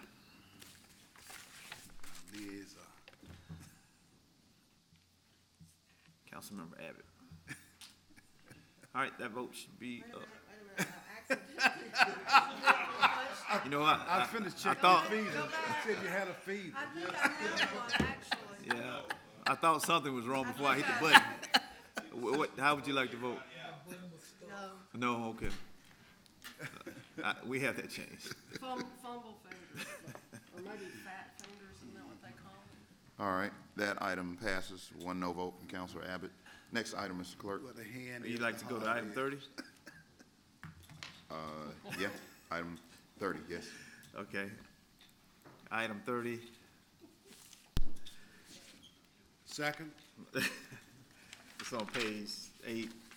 A resolution setting a public hearing March the 8th, 2016, to consider the final adoption of an ordinance to amend the zoning district map of the city of Birmingham, case number ZAC 2015-17, from O&I Office and Institutional District to B1 Neighborhood Business District, filed by Richard Bishop, representing the owner, Silvertron 2 Properties LLC, for the property located at 3625 8th Avenue, situated in the northwest quarter of Section 32, Township 17 South, 2 West, as amended with Q conditions adopted by the council on January the 5th, 2016. You want? Yes, sir. Who that? Roberson, Parker. All right, voting should be open. Okay, all in favor, let it be known by saying aye. Aye. All opposed? Okay. Item number 31. A resolution setting a public hearing March the 8th, 2016, to consider the final adoption of an ordinance to amend the zoning district map of the city of Birmingham, case number ZAC 2015-18, change from R3 Single Family District to B1 Neighborhood Business District, filed by Alexander Turner, representing the owner of Woodlawn Community Church of God, for the property located at 981 46th Street North, situated in the northeast quarter of Section 20, Township 17 South, 2 West, as amended with Q conditions adopted by the council on January the 5th, 2016. Move the item. Second. Roberson, Parker. All right, voting. Okay, all in favor, let it be known by saying aye. Aye. All opposed? All right, that item passes. Next item should be, let's move to suspend the rules for our speakers. You good. All in favor, let it be known by saying aye. Aye. All opposed? You good? Yeah. should be Reverend Timothy Williams. Reverend Williams.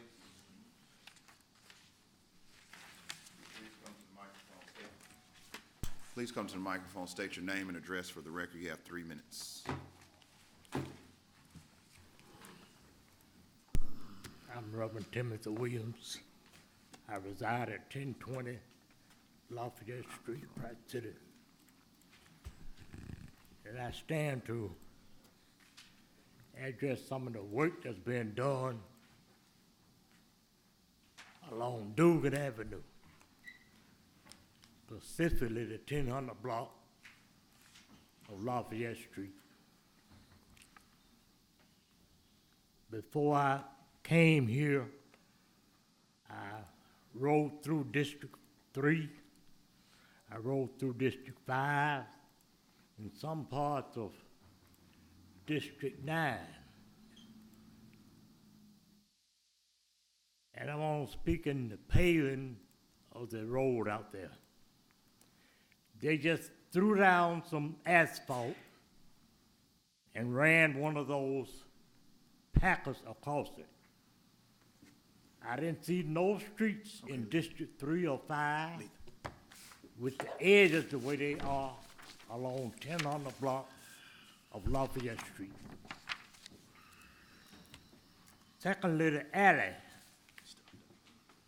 along the 1000 block. There are 3 alleys out there between Hibernian and Columbia Street. The alley between Lafayette and Hibernian was the worst alley. But they took the time to pave the one between Hibernian and Tribbley and Lafayette. I came down to, first of all, I came down to the city. I came down here twice. But each time I came, my councilman was out. I believe in using the chain of command. I then came to Mr. Biddam's office. I talked to him. He told me that the alley between Lafayette and Columbia wasn't in the budget. Now, I find it hard to believe that Birmingham can afford 3 truckloads of concrete to pave 1 block of alley. I find it hard to believe. It is an eyesore to the work that's being done out there. The work that's being done, then you drive up Daniel Payne Drive, and the first thing you look at is that ragged alley between Lafayette and Columbia Street. Reverend Williams, can you wrap it up? Your time is up. My time is up? Your time is up. Can you wrap it up? Well, hopefully what I've said, someone will look at it. Thank you. Thank you. Next speaker, The next speaker is Willie Jenkins. Mr. Jenkins.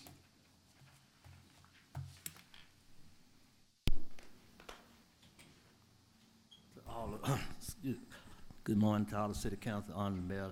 I would like to, my prayers go out to Mayor Bell and his lost his mother. My prayers go out with him, and God continue to be with him always. And I would like to say that Men of Praise getting back cranked up again, city council. We're trying to get some new songs together. We're going to be at Galilee on the 3rd Sunday of February at Galilee Baptist Church. And also, and then the 4th Sunday, we'll be at Healing Spring Baptist Church. And I'd like to announce that the Mighty Carver High School, where this class of 75, having their annual Valentine party Saturday night at this veterinary place right down the street from the Platinum, their class of 75. So, and also Sarah and them class, they having one Friday, 6 to 8 at the Concord this coming Friday night. All the classes is doing something, and our alumni association, we still is pushing. And Mr. Parker, we like to get on the agenda. Barbara Gallon, the president, want to get on the agenda. So see, we could get you bring your gift. We got something to present to you, and we want to get on the agenda. And also, my prayers go out to Melvin Hardy. He from Cottageville, Mr. Parker. Service gonna be this week, I think. And Melvin, he a former graduate from Carver High School, stay in Cottageville. And I would like to say, this coming weekend, I heard about the temptation to be here at the Lyrics. And I did get a chance to go see the Diana Ross. And I got a chance to give her a flower, present her a flower at the Civic Center. Wow. And I seen her in person. And everybody would have given her something, so I just bought them a rose and just give it to her. And I just said, she put on a good show, and Diana Ross, I ain't seen her a long time, but she looked good, and it was it was a sellout crowd. It was it was crowded. And also, y'all heard about Fantasia be here Sunday at the Civic Center, Valentine. Like I said, District 4, happy Valentine to all the city council. Hope y'all have a happy Valentine. And also, District 4 of Cottageville, William Park. I'd like to say happy Valentine to everybody from Cottageville to District 4 and everybody all over the world. Happy Valentine. And also to the Mayor, happy Valentine. And I'm sorry about his loss, but my God to tend to be with you. And I'd like to say happy Valentine to everybody. And also my friend, I seen him, I didn't get a chance to speak to him, Mayor Kincaid. Happy Valentine to you and your wife. And God will tend to be everybody. Happy Valentine. Also my family, happy Valentine to my family. That's awesome. Thank you. Next speaker, The next speaker is Shay Fortune. Ms. Fortune. All right, next speaker. Cedric Hatcher.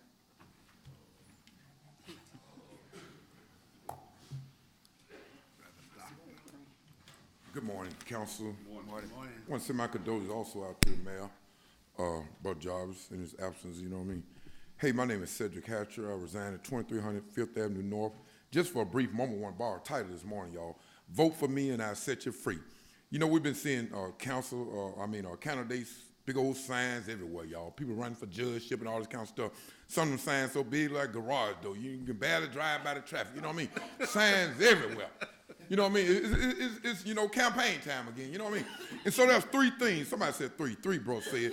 Three things I want to know as you run for this office, you know what I mean? What difference can you bring than your opponent? To our community, you know what I mean? To our folks, you know what I mean? Because most of these faces look just like ours, you know what I mean? And number two, I see you running now, but why you ain't been running with us to black issues that's been going on? You know what I mean? Ain't nobody been running with us when Cooper Green was shut down. Ain't nobody been running over there at Walmart when they shut down, the steel plant shut down, 6 Birmingham schools, sewage issues. I ain't been seeing all these people running. But now all of a sudden you're running. Where you been running when Trayvon got killed, Eric Garner, Michael Brown? I ain't seen a black judge come out and speak about that. Because I was scared. I ain't want to be ridiculed on my job. I ain't want nobody to overlook me and all this kind of stuff, you know what I mean? Now all of a sudden all these people running. And I know they're going to tell them same lies. I'm going to get rid of crime in your neighborhood. You know what I mean? I just don't understand. Now your face being seen. But where you been? I've been out there being proactive, not just protesting. But I've been out there proactive for almost 12 or 13 years, walking them streets. I ain't seen none of them folks come out there. Now all of a sudden I'm seeing 9, 10 faces. I want to be a judge. And when you do get over there, this is a word for somebody. When you get over there, I wonder if you're going to go along with corruption and injustice on your own people.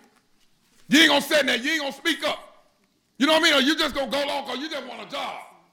And so I'm telling people to be weary with all these people talking about vote for me. You know what I mean? That's why I tell folks all the time, don't let money buy you. You can't buy, bro. Say it. You ain't got enough money they make though for me to go along with this junk. You know what I mean? Thirdly, I would want to ask that candidate where you stand in your spiritual walk. Do you believe in Christ? Because we'll stand up for man today, but won't stand up for God. Soon as we get these jobs and stuff down here, we forget about God then. Leave that alone. That's spiritual. That's religion. We don't want to talk about that. And so it's time to wake up, y'all, because I got a sign out there right now. It comes on, it's out the Bible too. It says if you don't pray without ceasing, you'll be preyed upon, P-R-E-Y-E-D, by some politicians and some pastors. You'll be preyed upon. Because one of the greatest ways of the end of the time, and I'm getting ready to close, one of the greatest signs, I'm in Matthew 24, 13 through 17. He said one of the greatest signs, many people will be deceived. Not a man being a woman being a man, wars and rumors of war. First he said they're going to deceive many, and many people being deceived in these last days. All right. That concludes our speakers. Councilor Parker. Thank you, Mr. President. Just a couple of brief announcements. The Park Board will be meeting next Wednesday at 9 a.m. at Legion Field. And also just a meeting we're having next Thursday in Atlanta with the federal agencies and also members from the city of Birmingham and other community leaders throughout the city. So just wanted to kind of announce that. And I'm sure next week there'll be some travel authorization forms for members from the city. And I think that's required for everyone to travel. So that'll just be coming next week. Thank you, sir. Councilor Lundy. Thank you, Ambassador. Thank you, leadership. I had the privilege of attending Antioch Missionary Baptist Church's 100th anniversary on this past Friday with Reverend Dr. Q.E. Hammonds. And we had a high time in the Lord, I tell you. For a church to exist for over 100 years and to never have experienced a split and to still be intact is a testament to the blood of Jesus. And I was just excited to be in the number on Friday. Pastor Elliot Ivy out of California gave the address, and if any of you have heard Poison Ivy get down, they still, from what I understand, in doing a remodel of the Doubletree banquet room as he preached the paint off the wall that evening. Then we also had the privilege on Sunday to go to Westminster Presbyterian in my old community of South Titusville, where Stillman College's choir sang hymns that took me back to the days when, of my youth, when Pastor Porter was at 6th Avenue and that sanctuary choir used to do its thing. They really sang some hymns that took me way back. And that choir is phenomenal. So hats off to Trustee Gloria Denard for bringing them to Westminster. And from what I understand, they sing every year on Super Bowl Sunday right after church around 1:30, and it is a phenomenal program. So if you would, put that on your calendar. And also on last week, had the opportunity to recognize a student athlete over at Jackson Olin. Our youth are always striving to be their absolute best, and we are proud of Zakiria Williams, a junior at PD Jackson Olin High School, as we celebrated her recent milestone achievement. Let's take a look at what she has accomplished.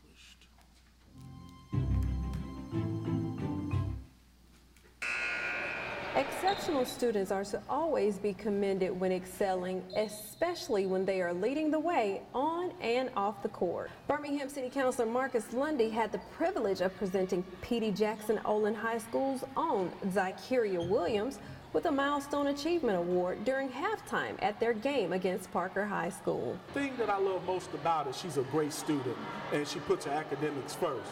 So I am just so proud of her and her family and what she's been able to achieve. The high school star is notably one of the most prolific scorers in Birmingham City Schools history.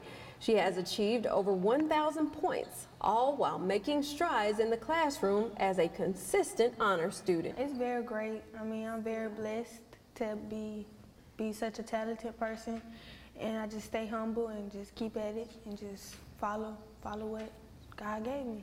Zakiria knows firsthand that being great also comes with honing in on her basketball skills, and she's committed to the process, even when it's uncomfortable. It's always room for improvement, so keep at it on the summer, work hard, keep doing what you're doing, gotta do, and just make it work. As you can see, this star athlete has a bright future ahead of her, and with that in mind, she's laying out her plan for success not just in her athletic skills, but in her scholastic ones as well. The best is yet to come. So I suspect we'll be watching her, at the next level and hopefully on to the WNBA. For all the latest news and information, connect with our community or visit our website and subscribe to news updates. Thank you, Kiara and Brittany, for that wonderful production. This young lady maintains an almost perfect GPA. She's a honor roll student, honor society member, and has scored over 1,000 points as a junior in high school. So I suspect that we'll be paying to watch her play one day. Yep. And that's why I'm always careful how we treat our young folk, because you never know, you might be working for one of them one day, and they might have a little grace on you. In closing, one of my brothers of the ministry came before us earlier in regards to the alleyway over in the Highlands, Mr. Patton. Is there anything we can do about that alleyway? Let me get with Mr. Bettis and see what we can do. As we continue to do great work around that whole zone over there, let's see if we might be able to peel something off and look at that alleyway on behalf of the good Reverend Doctor and the folks in the Highlands over in Pratt. Yeah. Okay. I'm familiar with the area. Yeah, Okay. I know you are. Okay. Thank you so much. That concludes my report. Councilor Abbott? Thank you, Mr. President. Tonight, we have 3 neighborhood meetings due to the fact that one was delayed last week. So we have Forest Park South Avondale neighborhood, which is the rescheduled meeting tonight at the Avondale Library at 6:30 p.m. We have, what do we have? East Avondale at 6 o'clock tonight and Highland Park at 7 o'clock tonight. The 5 Point South Town Hall meeting that was held last week, I thought was fantastic. The neighborhood set it up, did a beautiful job of managing the meeting, and everyone, I believe, went away feeling good about what's going on in the city and what the city is trying to do. They limited their agenda to just talking about street lighting and garbage and trash pickup, but that allowed people to have in-depth discussion instead of just scattered discussion, which I thought was excellent. The nonprofit tour at the Museum of Art was very good. It was good to hear about all the opportunities and monies available for not-for-profits, and I know there were a lot of not-for-profits there to learn about it. And Mr. President, I have to say that I spent the last 4 days down at Gulf Shores, relaxing on the beach. Of course, yesterday the wind blew 40 miles an hour, so that wasn't so relaxing, but every once in a while it's nice to get away from this place and just see some different scenery, and the scenery was absolutely beautiful. But I'm glad to be back in Birmingham. Thank you. We're glad you're back. Councilor Hoyt? Yes, I just received something from Fox 6 said that the governor is going to consider Medicaid. What a blessing. Really? He's a little short, but a little short on responding, I should say. A little He's slow. not short in stature, but he's a little slow. But I think what benefits that would be for this state, because it's the right thing to do. You being a medical doctor, you take an oath of office to provide for the least of these in this society, and Medicaid is one way that we can do that. So kudos to you, Mr. Governor. Just go and make the decision. You don't have any political, backlashes about it. Just go on and do it. Be my governor, because I did vote for you. So thank you. But anyway. You didn't vote for R2? No, I didn't vote for R2. Not today, not tomorrow. Not ever. Not ever. That's what George Wallace said. You got to have a little satire on this council. Well, I'm independent. But anyway, Bellevue Heights Neighborhood Association meets tonight, Tuesday, February the 9th, at 6:30 Brown Elementary. Central Park Neighborhood Association meet Thursday, February the 12th at no, this is not Mount Hebron, at the 5 Point West Library. Got that wrong. Anyway, the next Public Safety Committee, Transportation and Communication Committee meeting will be held on the 15th, the day after Valentine's. So all that candy y'all that need, y'all can bring it to that committee meeting at 4:30 here in the chambers. Councilor London, I believe it's the same young lady that you spoke about. Her mother lives in my district, I think, Miss Peterson. And I had offered her, I couldn't be there because Wednesday night I'm in Bible study, and I think you were there, and you were so gracious to do that. She lives in my district, but she attends Jackson Nolan's, which is in your district. So we share that scholarship and that athleticism that she possesses, and want to thank her mother, Miss Peters, who's doing a great job. I think she got all girls, and they're all wonderful young people who are making a difference. And so I'm just so glad and ecstatic that you were able to do that. That meant a lot to her, and certainly meant a lot to me as her patron counselor. So thank you, and I want to thank you also for coming to the 5 Points West community meeting that we had last week. It was a great benefit to all of us. I want to thank Ms. Sims and Ms. Kane for leading that effort, and I want to thank the mayor and his staff for coming out, and just appreciate the dialogue that we had. And I want to say, Mr. Chairman, you're doing a great job as Chair of Economic Development and Budget and Finance. You know, it's making a difference altogether. And I really hope, as we've talked about, reconsidering how we deal with nonprofits in this city. I think the chief spoke to it the other day, that we need some help. We can't do it all by ourselves. And so we need these nonprofits to help us provide service for this city. And so I just want the law department to establish some continuity that enable us to address these folk, because the police department is dependent upon some of these nonprofits, and we are too in our prospective districts. So hopefully this budget would reflect that as we move forward. But thank you so very much. You can do it. Councilor Rafferty, just do it in your one. I have nothing to report, thank you. Councilor Tyson? I don't want this to be part of my 3 minutes. Suspend the rule. The CDBG money, why we're not utilizing some of that in our neighborhood? I thought it was for block grants and stuff like that. Just a suggestion. Well, it is, and that's what I say, that all of those are recommendations. And once it's given to us, we have an opportunity with respect to some things to change those, because it's the same nonprofits. When And do the so, CDBG money, when is it given out? Why are you not notified? well, generally they have the hearings in December, and asking for requests for proposals.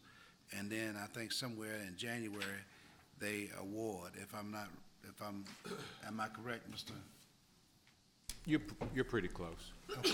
You're pretty close. All right, and then they present it to the council at somewhere probably around mid-year or end of year. Did we get a chance to make suggestions?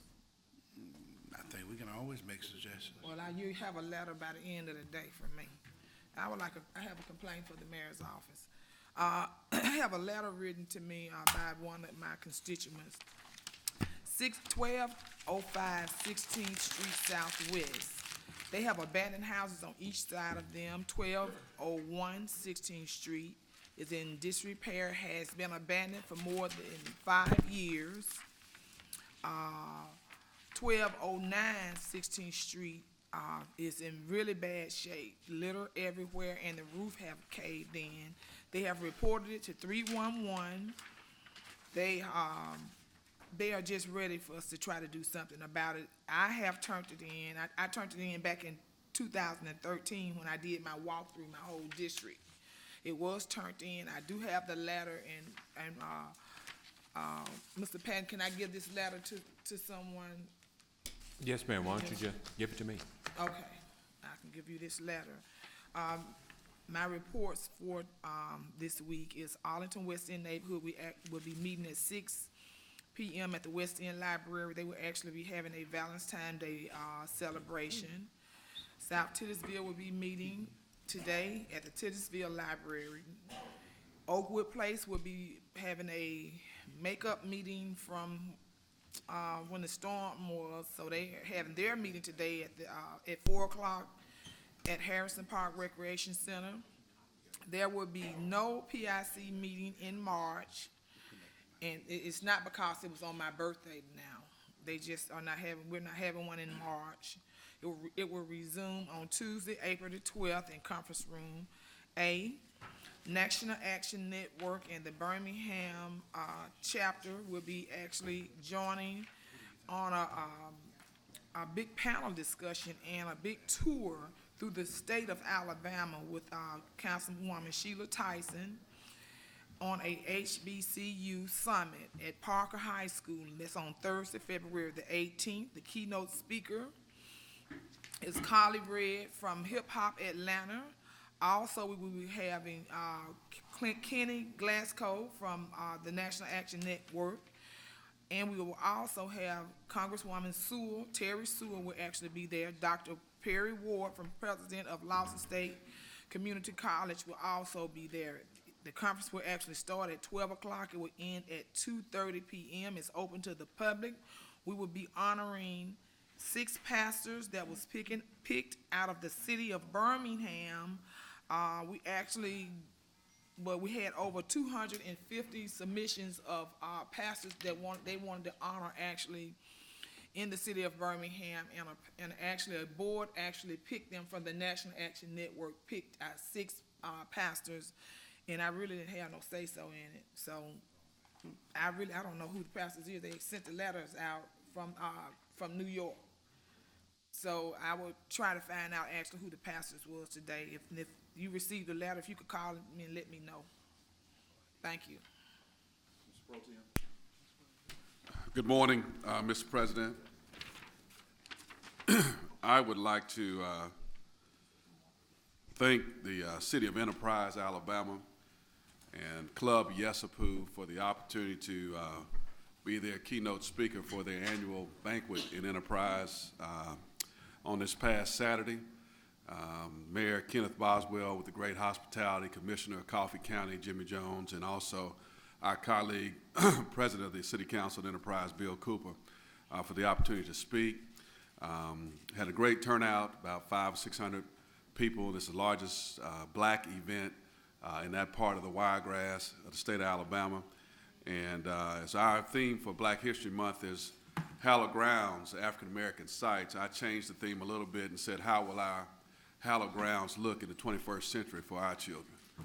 And I spoke on war zones because we are experiencing war zones across this country, within our community, in our neighborhoods. And it's unfortunate that our hallowed grounds in the 21st century will not depict the hallowed grounds that we know of historically in our community, in the African American community. So it's truly a pleasure to speak. My wife opened up with a beautiful song, and I'll just thank you, Neva, for your opportunity to be there and the great hospitality of my family, my in-laws, during that time this past weekend. Tomorrow at 8:30 is one of the biggest events in District 7, which is the Winona High School Unity Breakfast. And if you're an elected official, you're a clergy, I know Councilor Hoyt has attended every year just about. We will have that kickoff tomorrow morning at Winona High School at 8:30 a.m. in the gym. Reverend Jesse Jackson is the guest speaker for tomorrow. And I always look forward to the culinary program at Winona High School preparing a great breakfast for us to partake of at the actual event. So looking forward to that at 8:30 in the morning at Winona High School. I didn't do this last week. I don't know why. I don't think we did announcements, but I want to congratulate my son, Trey. Had an outstanding athletic season in basketball. Was named Most Valuable Player for the 7th grade lead in Metro South. Was named Tournament MVP and really had a great season. They actually won the 7th grade championship in basketball for his league. So thank you, Frank. And so it was truly a tremendous season for him. And in that light, we've got to get him ready now for the off season, as we will take him to Peyton Manning's football camp in June, as he will start football preparation there. And he's going to attend Cam Newton's camp also in the spring. So he gets to attend 2 Super Bowl quarterbacks camps coming up in the next few months in preparation for the next football season. So I want to congratulate Peyton Manning and the Denver Broncos, as I was pulling for Cam Newton, Counselor Abbott, who's an Auburn fan, and Cam, I know you'll have a better opportunity on down the road in the future. So it's a great Super Bowl. Just proud of you, Trey, and keep up the good work. District sports-related items. We know the Lady Dragons will take on Pleasant Grove Spartans. That's tomorrow night at 7:30. They will start their area playoff. We are #1 in the state in Class 5A, so looking forward to that. And a resolution of ordination I'd like to move for. Congratulations to Reverend Cameron D. Jenkins, who's been one of our young leaders with the 100 Days of Nonviolence. He will be ordained on February 28th at 3 o'clock in Montgomery, Alabama, at Pilgrim Rest Missionary Baptist Church. So I'd like to move for a resolution of congratulations. All in favor, let it be known by saying aye. Aye. All opposed? Move the item. All in favor, let it be known by saying aye. Aye. All opposed? Thank you. And Cameron was an esteemed student at Carver High School and is doing great things at Alabama State University. I'll be speaking this Thursday at Huffman High School for the anti-bullying program at 2:30.